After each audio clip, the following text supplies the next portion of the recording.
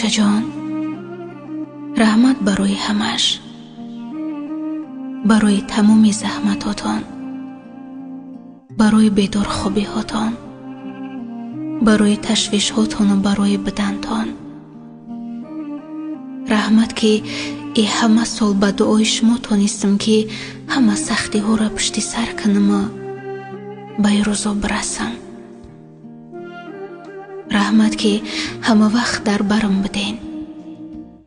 رحمت برای هر طور مویی که به خاطر ما سفید شد،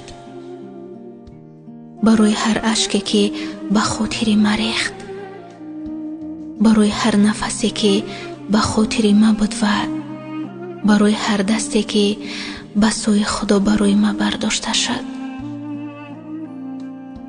ای روزی که اوچه شدین دیگه هیچ وقت برای خودتون زندگی نکردین. میمرم تون اوچه جان. هیچ کسی دنیا جای شما را نمیتونه بگیره. رحمت که یادم دادین ناموس و ایمان چیه. رحمت که هستین.